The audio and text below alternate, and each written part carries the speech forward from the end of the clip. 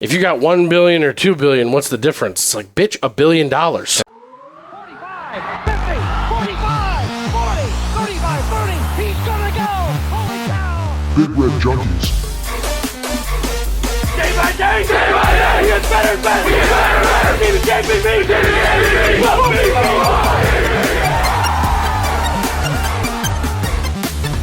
Oh, man, woman, and child, he just turned this stadium inside out.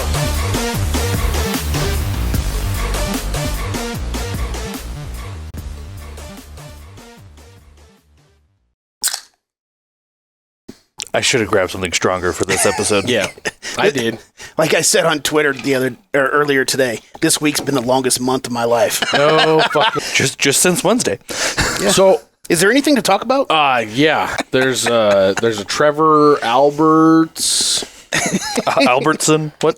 Yeah, Albertsons has left Nebraska. That was a long time a couple ago. decades ago. Yeah. Alberts follows shortly after. Was there a backup punter? We're talking about Trev Alberts, guys. Something we absolutely, just like everyone, were shocked by on Wednesday. Yes. This is, just to give you reference of time, it's halftime. We're up 50-27 in the Nebraska game right now. Yeah, we're up like Friday night. 1,000 to 22. Creighton lost last night. That was fun. That was the best news of the week. Shout out Jeff Percival. We know you love Creighton. No, I guess your brother Mike does, but no, there's a lot that has been. Everybody's done a show on this already. Everybody's already talked about this. We talked about getting together on Wednesday night, and I was in. My initial reaction was flaming hot mad.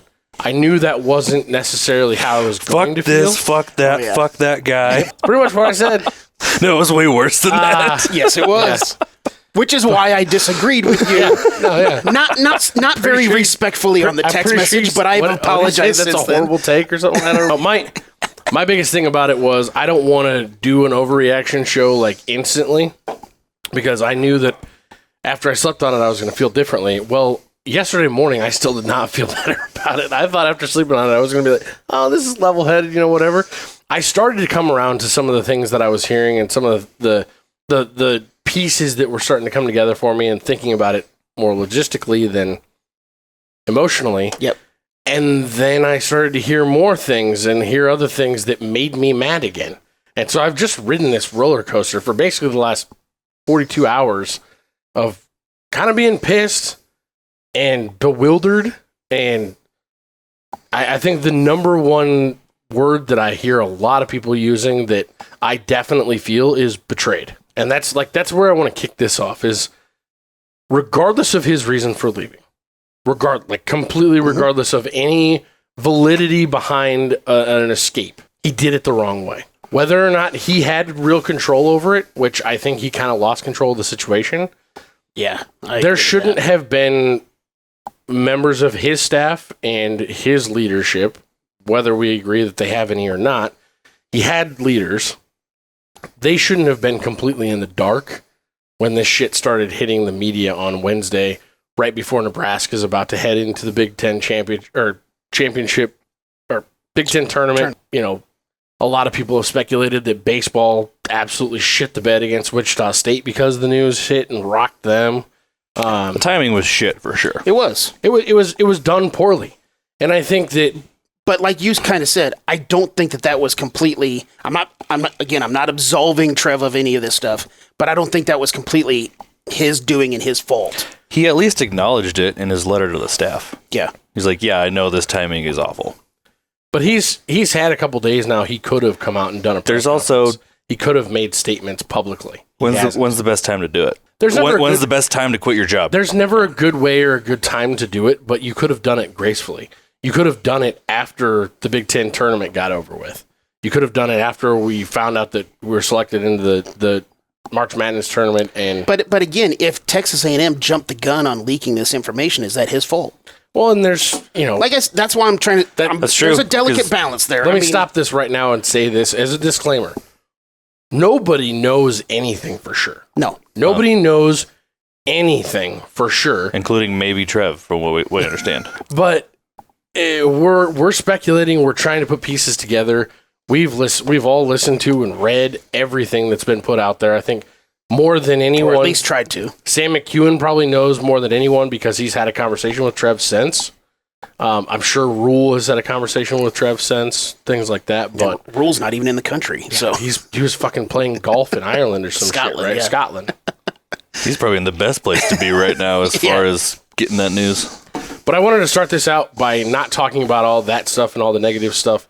Really quick, I want to go over all the positives that he brought to Nebraska. Okay. Because when he was hired, the fan base was kind of split about it. And it was pretty much anybody who's Matt's age or older that had any affiliation with UNO. Because his time at UNO was treacherous for everybody that wasn't Trev Alberts. Yes. And the financial situation of UNO. But the financial situation, if you recall, came out a year later that was in dire straits as well. Mm-hmm.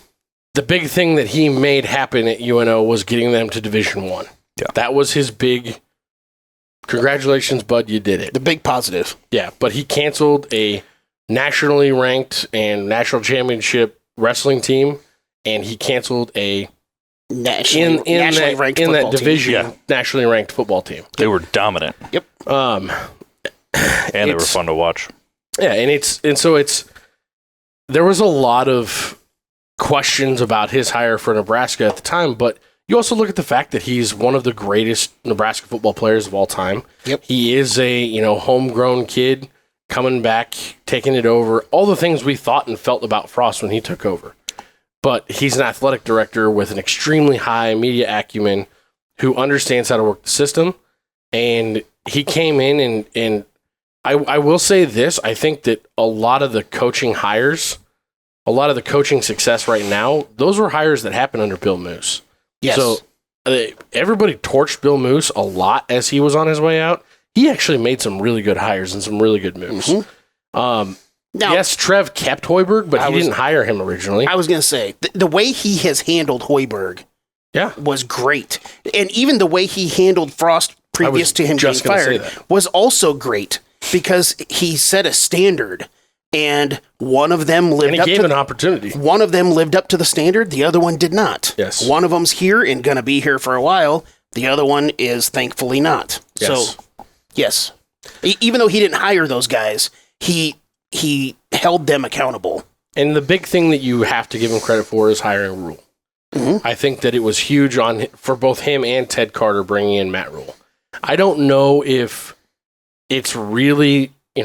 I've gone back and forth on this for the last 2 days because initially my gut reaction was, well, shit, Rhule's gone now. Like, this is, because in his introductory press conference, he started out by talking about how, were it not for those two guys, he wouldn't be there. But I think Rhule's a bigger boy than that. Yeah, that's the thing. He went on to talk about how his wife, was the real push for him to come out here and everything he felt for the fan base and the support that the program has. There's a lot more that went into it. I went back and listened to that press conference, and yes, he mentions those two dudes, and that was a big part of it, probably to initiate the conversation and the thought. And you should probably thank your boss for hiring you. There was, I don't remember if it was exactly Damon that said this on the radio or one of the interviews that they were having, and I don't remember who that was, if it was one of the interviews that they were having. They brought up, this whole situation of Rhule, maybe going and maybe staying in the future.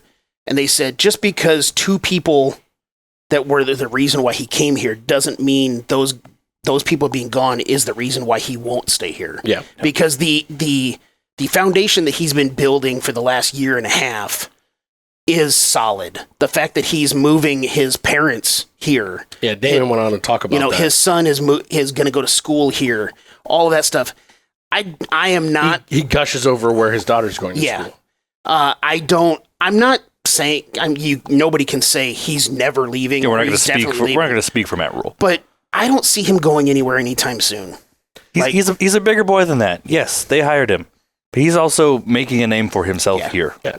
He's doing his thing with the program. He's not doing Trev Alberts' thing with the program.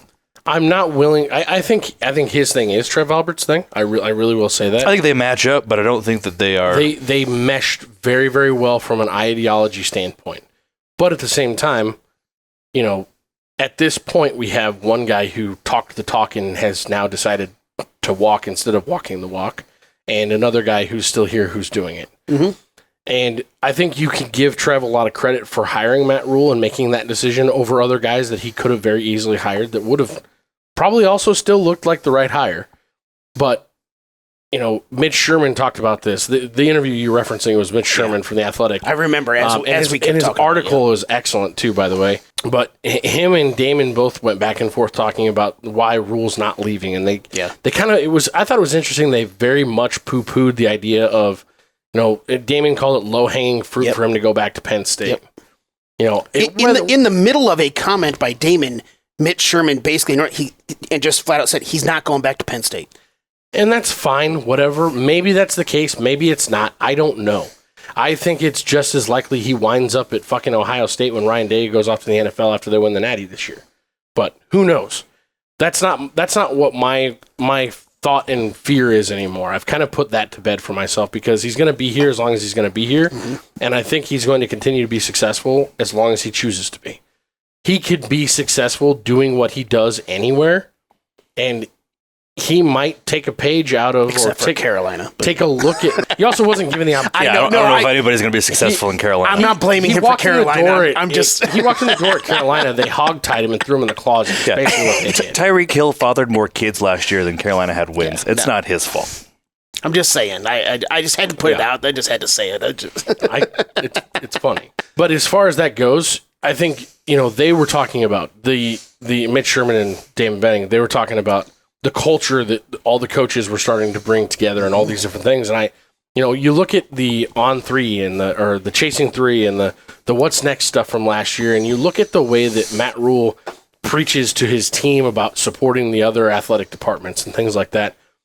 I don't know that that's so much what Trev was pushing, that's just a Matt Rhule thing. I agree with that. Now, you can't, chicken before egg, you can't get Matt Rhule without him getting hired, but I think a lot of the culture that's being developed in the athletic program in general comes from Matt Rhule. It doesn't necessarily come down from Trev. I agree. And so, yes, thank you for the things you did. You left us in a good spot, but there's stuff coming out now, and I'm hearing it from other people that would know on the inside, booster types that, there was not a lot of support for his South End Zone project. No. It sounded like basically he didn't have a boss at the time that he decided to roll that out and did not have the green light and just rolled it out. And the regions that were kind of hung up on the idea just had to go with it because at the time, what are they going to do? Well, nothing's been signed. Nothing's no T's have been crossed or I's have been dotted on this thing. But it sounds like, I don't know if Damon or Ravi Lula used the phrase donor fatigue. But that's what it sounds like, is they've had this giant push for the last 6 months, 8 months of Fuel 1890, and that's really fueled by our biggest donor bag at Nebraska. Well, we also have the Go Big project that's still not done. Yeah. Technically speaking, that's still not done. So, and there's a lot of feeling apparently close to the program that the South End Zone thing was a vanity play by Trev. And so all those things, that sounds cool to me. And the South End Zone project to me looks fucking awesome. I love the idea of a concourse. I think it's dead in the water, but now it seems like it at the moment. We'll see what the next president, and if we ever get one, and AD will come up with. But or at least this version of the South End Zone project, I think is dead in the water. After they literally an hour after the stuff came out, they released renderings of that project. Yeah. Dude, talk about timing. Like I said, I think I'm not saying that South End Zone isn't going to be renovated at some point, but I think this version of it is dead. I think the people that should be the most happy about this situation is the season ticket holders in the South End Zone, because their seats won't get taken away after next year, because, again, it'll get pushed back. So, yeah. Yeah, no, I'm with you. It also didn't make that much sense to be taking 25 to 30,000 seats away from the stadium as we grow. You should have done that over the Scott Frost era if you were going to do that. I mean, you're right, but what are you supposed to do in those situations? So I'm with you. But on to the conversation of why, Trev? Why, Trev? Why? I don't think anybody's ever going to really know. I think Sam McEwen probably knows. I think we kind of probably knows, but he said it without 100% saying it. Give it to us. If you What do you think? Well, I mean, and it's not just Trev. It's, a lot of, it's kind of one of those, it's a lot like the Scott Frost situation when after he got fired and, all of that stuff started coming out and a lot of people were like, well, media people, why didn't you tell us before? It's like, well, if you were really listening for the last 4 years, you would know. But a lot of that stuff can't be said outright, because it hasn't been completely substantiated by multiple sources. So what stuff? So it's kind of like over the last 2 days, there's been a lot of people talking. And if you know who to listen to and how to listen to them, they aren't going to say it outright. But if you listen to them correctly, you're hearing exactly what's going on. It's unfortunately a lot of political BS behind the scenes. Yeah. And of course, when I say political, I'm not talking Republican, Democrat stuff, politics. Government, He left for Donald Trump? Yeah, he's going to be his running mate. Did run off to Texas. Aaron Rodgers is going to be that other guy's running mate. Trev Alberts is going to be Trump's running mate. God damn. That's enough politics right there. Yeah. Or at least government Yeah, politics. we're talking about inter-office politics. Yes. That type of shit. Yes. Inter-university politics. We're not talking political, we're talking politics. And what you're referencing really is that the Board of Regents didn't necessarily get along with Trev, is what I've heard. Yes. Or some of them. Or bare minimum, if you want to say it in this way, because we heard this like when Scott Frost got hired and all that stuff. Scott Frost did that meeting with Bill Moose in Philadelphia from the encouragement of Matt Davison. And one of the big things was because we have been in shambles for quite some time as far as the higher up leadership at the university level, that Scott Frost wanted to know, is the alignment in line with president, chancellor, athletic department, and so on down the line. And people you don't want to serve multiple masters. People like Matt Davison said that we are finally in line. Turns out we weren't. But, in the moment, people like Scott Frost's best friend said that we were firmly in line. So Frost met with Moose. Everything worked out. And then he came here. One of the reasons why Matt Rhule wanted to come here was because of the alignment from top to bottom with Ted Carter, Ronnie Green, and Trev Alberts, and the vision that all three of them had that aligned with each other. Well, Ronnie Green retires, Ted Carter leaves, Trev Alberts is now gone. The alignment is not right for 1,000 different reasons. And it sounds like one of the reasons is the Board of Regents, being completely split on who should be the president, where the direction of the athletic department should go. And the governor is speaking up, which I think is super weird because he's one of the reasons why the Board of Regents is the way that it is. What do you mean by that? Well, him and Ricketts were very big on getting two of the regents voted in. Gave a lot of money to the campaign of two of the people to get voted in to try to push their beliefs and agenda and all that stuff. So it's kind of, and also it's like when Pillen comes out and says that there should have been a president in 90 days by the Board of Regents. It's like, well, the last couple of times we've hired a president, it's taken 7 months to a year for both of those. It's not abnormal what we're going through. And also, the last time we hired a president, from Hank Bounds to Ted Carter, Jim Pillen was on the Board of Regents that took 7 months. So it's kind of hard for me to listen to somebody say, this should be done in 90 days. Well, that to me sounds like he just had a guy that he had in mind. A handful that of, he wanted to be in there. See, and that's the thing. He has a certain vision, and he apparently has told some of the Board of Regents what he wants. So do we really think that Trev left for politics? Or do you think there's more to it? Oh, I think it's everything. He's gotten through about half of it, but I mean, yes, he had his problems with the regents. He had his problem with the fact that we don't have a president in place, so that he has to basically talk to the regents. He loved having Ted Carter there because he was Ted Carter's guy. Ted Carter had his back. A buffer. And it's it's just like you've got a boss, I've got a boss, you've got a boss. They stand in the way of whatever rolls downhill, and they decipher how that should be delivered to us because they know who we are. If the Board of Regents doesn't like Trev, and they're saying, we don't really like what you're doing, and there's no buffer there, then all he's hearing is this lopsided or two-sided, because that's the other thing that does play into real politics.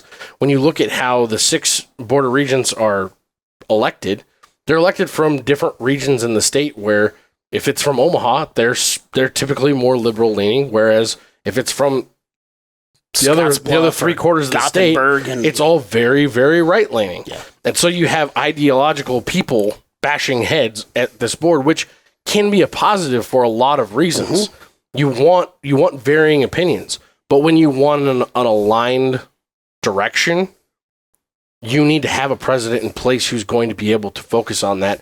And that's what their job is, to put him in place. The fact that he's not there, Trev wasn't able to get the green light on the stuff that he wanted. That probably played a lot into this. So the answer to your question is, yes, I think it was politics. Is that the only reason? Absolutely not. I firmly believe, we've heard the phrase climber thrown out there. I think he is that. I think he absolutely has higher aspirations. I don't think he was necessarily lying when he said, I think the AD job at the University of Nebraska is the best AD job in the country. He wasn't necessarily lying about that, and him taking the A&M job doesn't mean that he doesn't still think that. He took the A&M job because there's a handful of any universities in the country that have the resources or more resources than Nebraska. A&M happens to be one of them. I thought one of the most short-sighted things that, or silly, dumb, however you want to put it, things that Mitch Sherman said and then Damon repeated was, if you got $1 billion or $2 billion, what's the difference? It's like, bitch, $1 billion. Yeah, but it's literally the whole amount. Don't roll your eyes. That's a lot of money. That is a giant difference. And when you're looking at, I'm not saying it's not a lot of money, but it's. Hold on. I'm getting to a point here. The thing to me is that is a tremendous amount of difference. There's a lot of things that Trev is not going to have to do down there when it comes to pulling teeth to get the funding and things that he's needing. He's not getting the funding for his South End Zone project that he thought he was going to get. They didn't just instantly pony up. But that's not because we only have $1 billion. Well, do you think then? Because now, if he had an extra $1 billion, he wouldn't need any more funding. I don't care about the billions anymore. I just want to speculate for a second. Either, so if he was getting a lot of talking down to and pushback from the regents at Nebraska, thinking maybe he can't promote here, did he maybe go to A&M because he has an easier chance to promote from there? My theory is this. I think that he has designs on becoming, I talked about this almost a year ago during the offseason. I made reference to the fact that I think that eventually the Big Ten and the SEC are going to split off from the rest of college football, and they're going to have their own league. I think he has a vision that's similar to that, and he has designs on being that commissioner or being part of that board that's going to make that happen. He already was talked about and rumored to be a candidate for the college football playoff committee chair. I think he wants to be something bigger. He wants to be a Big Ten or an SEC commissioner. And if you can say, okay, well, look what I did at Nebraska. I did that in 2.5 years, and then I went down to Texas A&M and I did the same thing in 3 years or 4 years. Time to shine. It's time for me to bump up, and I've seen it from now both conferences. There's nobody better to do this than me. It's going to be a good, easy sell for him to move up into either a conference chairman or commissioner or a new league commissioner, however that might work. I think that without the inner politics that's going on currently, he's still here. That's my opinion. But also, it's kind of depends on how you want to look at it. That's why, yes, there's 1,000 different reasons why he left. It depends on what you hold more valuable to yourself. It's a lot like if, let's say, a 14 or 15-year-old kid is an absolute piece of shit and he's a fuck up. Do you blame the parents or do you blame the kid? Now, both are probably a little bit to blame, but it depends on how you look at it. Some people are going to blame the parents for not parenting the child well enough. Some people are going to blame the kids for not making better decisions. Both sides are probably right, but it all depends on how you want to look at it. I'm choosing to look at it more on the higher ups above Trev as far as why he's gone. That's why I say without the inner politics, I think he's still here because I still think he loves this university and this program. I get that. I don't. His comment about my heart was getting in the way, and my head stepped in. That told me all I needed to know, that this was a business decision. This did not have to do with emotion. This did not have to do with him either being in love with or no longer in love with or falling out of love with Nebraska. I think he still loves the university. I think anybody who's trolling him, I think it's kind of funny. But like I saw one earlier that said Weasel Dick or whatever his name, well, whatever he said. It's kind of funny, but it's also childish. It's also super childish and dumb. Well, come on. Most things that people critique about college football are childish and dumb. Yeah, you're right. And guilty, by the way. And funny. So I'm just saying, I'm not throwing stones. The Harvey Two-Face meme was fantastic. That was good. They did a good job. I'm not throwing stones in a glass house. I've done it. I'm guilty. I'll probably do it again. I'm just saying. My overall opinion on this I'm going to do it again. Probably. My overall opinion on this is this is a business decision. This was not emotional. It's good business for him to make this move. Yes. He is going to a better business position at Texas A&M. None of it makes sense from a standpoint of he has a new coach that's just got hired that hasn't coached a snap yet. That's going to have, he's going to have to deal with him for 2 to 3 years. And from what I understand, he's a Texas A&M alum guy. And then I know he worked there. I don't know that he's an alum. Or he's from there. He has ties directly. He back was a to defensive coordinator there a handful of years ago. But so you add that on to the rest of their athletic program is not that great. He's now got a murder one charge for a new football assistant that he's got to deal with. All those different things. He's not dealing with anything. All that stuff, though, they're in no better position from an athletic standpoint than Nebraska is right now. But you look at the donor abilities and the fact that they've got 40 donor events on the calendar every year, and that's all they have to do for fundraising.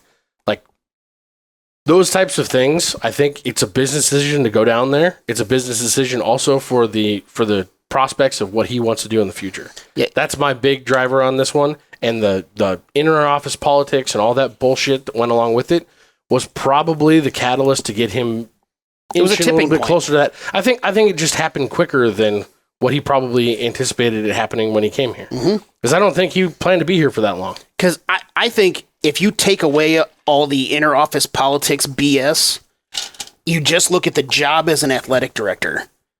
I can't figure out why you would do something like this, because it's a lateral move at best to go to Texas A&M. From a school perspective, yeah, but not from a fundraising perspective, which is half the AD's job. But just as an athletic director and what his job is, just managing athletics, yes, I agree with you. It doesn't make any sense to go to make this move. But you do what you got to do. You do what's best for you and your own happiness.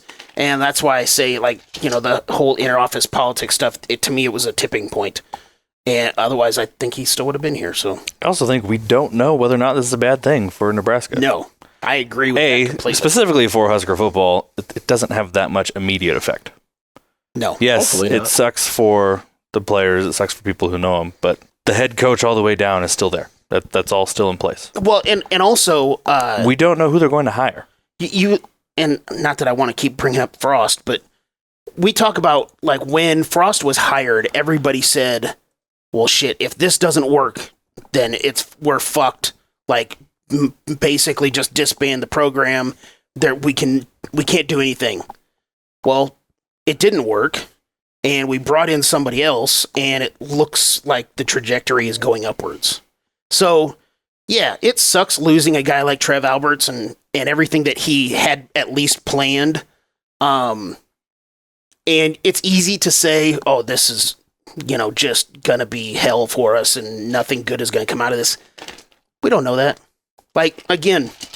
Yeah, it's like what I sent you guys with the whole Chinese proverb thing. We'll see. We don't know. No. It might be a great thing for us. That's how we started the show. We don't know anything for sure. No one knows anything other than Trev and probably his wife. It could be a blessing in disguise. Who knows? Yeah, you never know. Things might start to come out, just like you said. Things just already started to kind of unravel a little bit, just like the Frost situation. The thing that I'm glad none of us brought up was the stupid women's basketball case that's going on, the civil trial that he's going to go through. For anybody who doesn't understand, that still goes with him. Him stopping being in Nebraska doesn't change the court case. If he becomes culpable in any of that, guess what? He's not going to be at Texas A&M either. Like, so, Yeah, I mean, it's Depending on the level, you know, Yeah. but, you know, I'm trying to say it follows him there. Yes. that wasn't effective. Yes. I don't think it will affect him in his job as much there as it would here. And maybe that's part of this move too. Who knows? But it's not like he's getting out of it because he's No, I texted you guys. he's not Pete Carolling. I texted you guys. It's not a 0% reason, but it's not.